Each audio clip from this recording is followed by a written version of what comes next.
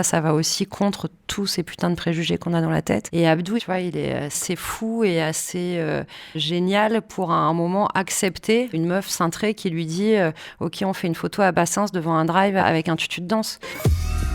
Les histoires du quartier d'Oxmo Puccino. Un podcast imaginé par Oxmo Puccino et réalisé par David Comillas.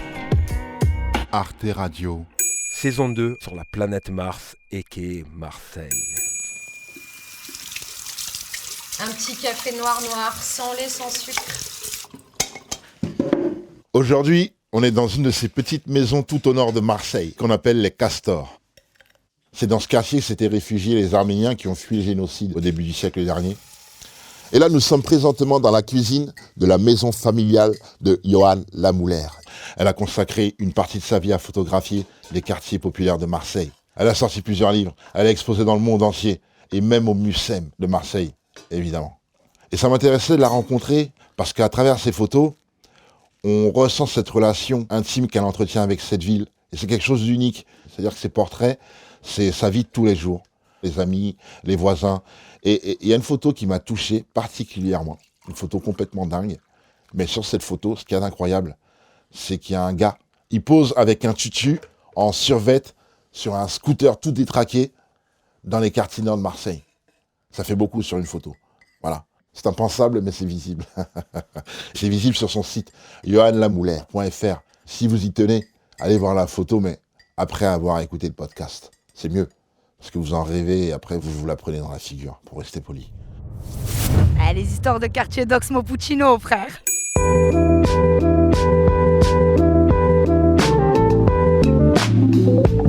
Comment ça se passe quand tu réalises une prise de vue ? Tu prépares beaucoup chaque photo ou c'est plus Je peux pas répondre. En fait, je peux être avec un appareil photo dans ma bagnole. C'est le cas d'une photo qu'il y a dans le bouquin, tu vois, d'un mec qui a une veste Chicago. Là, je suis en train de descendre la rue, en bagnole. Je vois ce mec qui attend le bus. Il y a une putain de lumière. Tout est nickel, les fringues, la position. Et donc, en fait, je suis en train de descendre le boulevard. Je suis en bagnole. J'essaye de me garer en cata. Je mets un coup de frein à main. Je descends de la voiture. Je traverse le boulevard. Je vais voir le mec. Je lui dis, en fait, je suis photographe. Et là, tout est parfait. Les fringues, la lumière, toi, c'est super beau. Est-ce que je peux faire cette photo ? Le mec, il me dit, bah ouais, vas-y. Je fais la photo, le bus arrive, il monte dans le bus, je le revois jamais. Enfin voilà, ça peut être ça. Ça peut être Chérine, voilà, ça fait des années qu'on se connaît.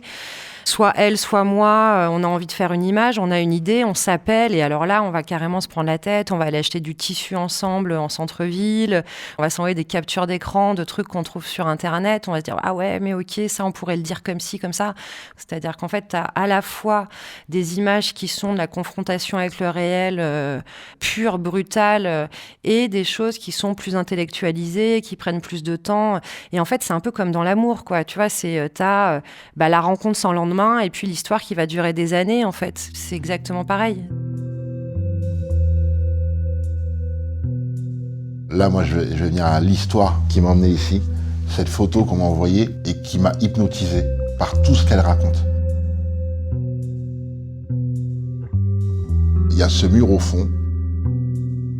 Il y a cette rue. Et surtout au centre de la photo et au milieu de cette rue, ce personnage sur un scooter, en survêtement, avec des baskets, un anorak à capuche et surtout un tutu. Un tutu en flanelle qui brille, avec ce regard un peu désabusé de quelqu'un qui est ailleurs. J'espère que le monde entier verra cette photo. Est-ce que tu veux me raconter l'histoire de cette photo impossible ? C'est une image que j'ai imaginée la première fois avec un copain qui s'appelle Kader Tigilt. Kader, c'était quelqu'un de très connu ici, dans le 8e secteur, mais dans tout Marseille. C'était un éducateur social au départ. C'était un mec qui faisait des trucs de fou pour faire des choses avec les jeunes.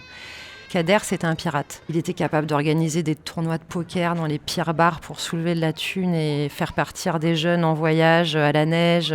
Et c'est quelqu'un qui était persuadé que la photo, ça pouvait aussi participer à ce combat-là, en fait. Et qui m'a dit, mais Yoann, ce travail, il est important, il faut que tu le fasses. Malheureusement, Kader est mort, vous avez compris qu'il n'est plus là aujourd'hui. Et en hommage à Kader, j'ai décidé de réaliser enfin les images dont on avait parlé ensemble. On s'était toujours dit, ça serait marrant de montrer en image cette espèce de truc qui ressemble un peu à une parade amoureuse. Un truc très chorégraphique, des garçons qui pavanent en fait devant les filles dans les quartiers en faisant des roues arrière en scooter.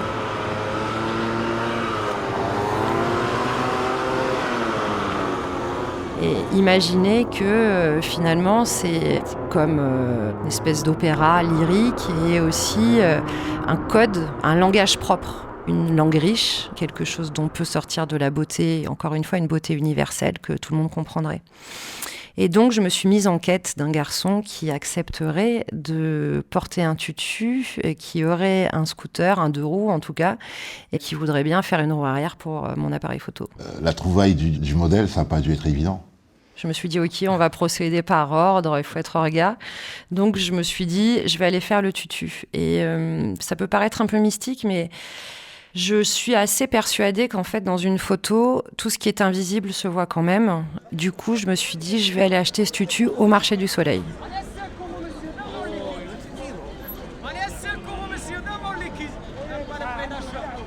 Qui a un marché hyper important à Marseille, très particulier, qui a un marché qui est à côté de la Porte d'Aix. Et en fait, c'est un marché que l'équipe de Godin a toujours voulu voir sombrer, parce que c'est un souk. Donc c'est un marché qui a pris feu, je crois, en 2008, et qu'on a mis beaucoup de temps à reconstruire sciemment. À Marseille, en fait, ça marche beaucoup comme ça, en fait. C'est-à-dire qu'on ne détruit pas, on fait à l'usure. On laisse mourir, on ne s'occupe pas, on met à côté, on oublie. Et moi, il était important pour moi de dire, voilà, ce tutu, il viendra de cet endroit parce que cet endroit existe, en fait. Donc, la première étape, ça a été d'aller au marché du Soleil, d'aller voir un couturier. C'est un couturier syrien qui était vraiment tout au bout du marché. Les souks, c'est comme des veines. Donc là, c'est vraiment la dernière petite veine dans laquelle tu peux t'enfoncer. Et je vais voir cet homme et j'explique à cet homme que je voudrais un tutu, sans fioriture, sans fleurs, sans rien, mais pour un garçon. Et donc déjà, j'ai la première réaction du mec qui me regarde en mode « Mais t'es qui? Tu fais quoi? C'est quoi l'histoire ?» Je lui explique que voilà, c'est juste simple, je voudrais faire une photo et je vais photographier un homme et je vais lui mettre un tutu dedans. Il comprend tout de suite? Il comprend tout de suite. Je vois dans son regard que ça dure un quart de seconde, l'étonnement, mais qu'en fait, ouais, pourquoi pas, quoi. Et donc il me dit, écoute, ouais, pas de problème, j'ai fait ce tutu-là. C'était un tutu pour fille, mais elle était un peu balèze, donc je pense qu'on peut le réutiliser. A priori, ça va convenir pour ton personnage. Donc je repars avec mon tutu, contente. Et maintenant, il faut que je trouve le gars et le scout. Les histoires de quartier d'Oxmo Puccino.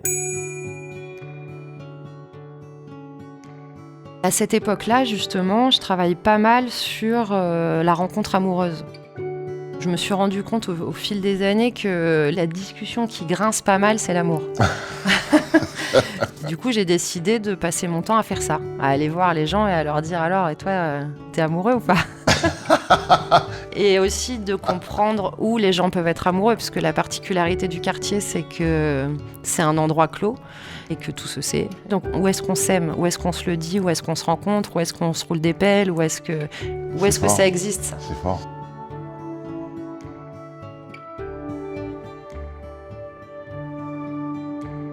En fait, ce dont on parle là depuis tout à l'heure, c'est accepter aussi sa part de fragilité. J'ai pas forcément envie d'avoir quelqu'un de faussement fort en face de moi. J'ai envie qu'on soit comme on est vraiment, et aussi avec ses faiblesses, et aussi avec ses accidents. Et c'est pas forcément un mec ou une nana super belle dans ce qu'on peut appeler la beauté plastique, qui est photogénique et d'où vient la photogénie.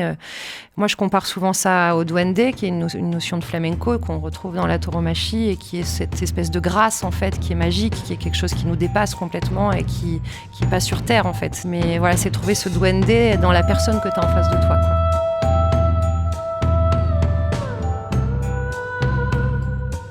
Donc je cherche ce mec, et comme je travaille sur l'amour à ce moment-là, je traîne pas mal dans un quartier qui s'appelle la Gavotte-Perret, qui est juste à côté d'ici aussi. C'est l'ultra-périphérie de Marseille.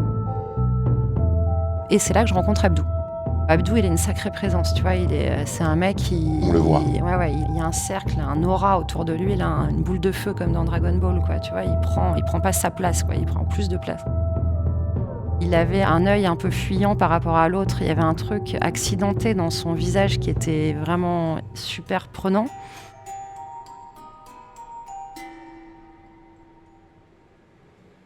Mettre un tutu à un garçon. On a eu toute une discussion avec Abdou là-dessus, sur le fait que c'était pas lui. Et ça, pour lui, c'était un grand problème. Ce qu'il me dit, en fait, tu me demandes de faire l'acteur. Là, tu débarques avec ton ego de photographe, ton truc d'artiste, ton délire, ton tutu, ta merde, et tu me le mets, quoi. Donc, il a raison. Je lui dis, mais t'as carrément raison, je suis en train de t'imposer mon truc. Après, si je vais t'expliquer l'idée, ou on peut en parler ensemble, pourquoi on veut faire cette photo. Et en fait, c'est juste si ça te plaît et si toi, là-dedans, tu te reconnais dans cette histoire.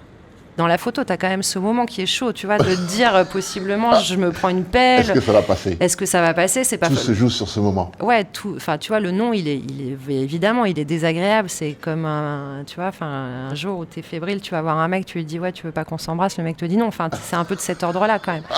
C'est un peu ça, ouais, quand même. Il me dit oui à une condition. Il me dit oui, mais pas dans mon quartier. Où est-ce qu'on fait la photo ? C'était un élément qui était important, parce que du coup, c'est être caché aux yeux des autres.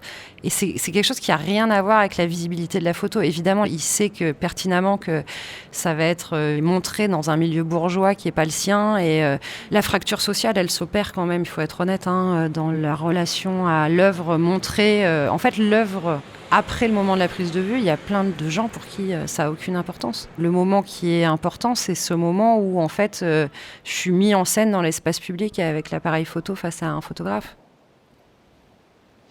Et il y a eu plusieurs prises. On décide de le faire à Bassins. Les gens à Marseille connaissent souvent Bassins parce que c'est là où il y avait un immense poulailler. Quand tu arrives dans ce quartier, il y a des poules de partout et c'est un quartier qui est collé à une voie ferrée. Et Abdou, il bosse à côté, donc il me dit, en fait, entre midi et 2, à la pause déj, on se retrouve là, et ça sera le plus simple. Sauf qu'à Bassins, il y a un gros point stup. À cette époque-là, un des plus gros points stup des quartiers.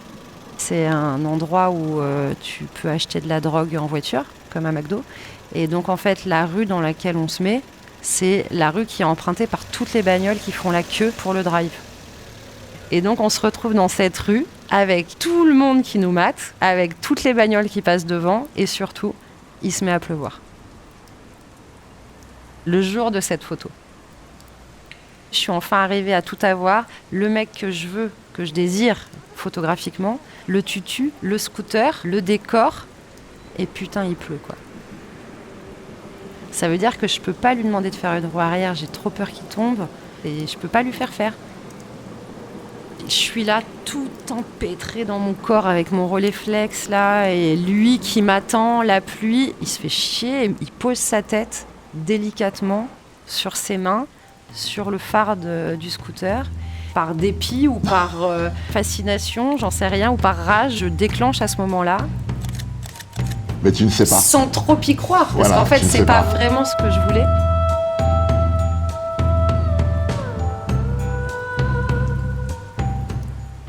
Et tu sais que tu tiens cette photo ou tu te dis j'aurai pas ma photo, je vais en faire quelques-unes et puis on rentre. Moi je sais jamais. Et en fait j'adore cette photo. C'était pas du tout l'image que j'imaginais avec Kader. Je pense qu'elle est honnête dans ce que la vie est de cabossé et de non rigide. On pense qu'un garçon de banlieue, c'est forcément un mec méga viriliste, masculiniste, déterminé, qui accepterait jamais de mettre un tutu. Donc ça, c'est le premier accident. On voit que c'est pas une photo de mode parce que le scooter, il est crado, il a des chaussures de chantier. On voit que la vie, elle est arrivée comme elle est venue. C'est pas pubard, c'est pas pute, c'est pas putaclic. Ça va aussi contre tous ces putains de préjugés qu'on a dans la tête. Il est assez fou et assez génial pour à un moment accepter une meuf cintrée qui lui dit ok, on fait une photo à Bassins devant un drive avec un tutu de danse. Et en fait, c'est cette folie, je pense, qui nous donne tous de l'espoir de pouvoir faire bouger les codes, les lignes, toutes les choses qui nous empoisonnent dans cette société, quoi. Pour moi, elle marche pour ça. Et sa réaction ? Quand il a vu la photo, Oui. Je crois qu'il était content quand même. Je crois qu'il aime la photo. je crois. Ou alors il me l'a dit par politesse, mais je crois pas que ce soit de la Il politesse. finira par l'aimer, si c'est pas le cas. Les histoires de quartier d'Oxmo Puccino, tu connais? Un bruit et une expression qui, où que tu sois dans le monde, te fait penser à Marseille. Des trucs que je dis souvent. Moi, je dis beaucoup, ça pègue. Ça pègue, ça colle. Quelqu'un qui pègue, c'est... Tu sais, je dis toujours à ma fille, mais dépègue. Vas-y, bouge. Et un son, je pense, la circulation. C'est vrai, Ouais, c'est vrai. la bagnole. Je pense que si je me barrais d'ici, ce qui me manquerait, c'est traverser la ville de part en part à fond en bagnole la nuit. Ça, c'est un gros kiff. Avant, à Marseille, tu pouvais conduire sans permis, tu pouvais conduire bourré, tu pouvais conduire en moto sans casque. Aujourd'hui, c'est plus possible, ça. Tu te fais arracher tes points directs. Les histoires de quartier d'Oxmo Puccino. Saison 2, spéciale à Marseille. À suivre sur arteradio.com.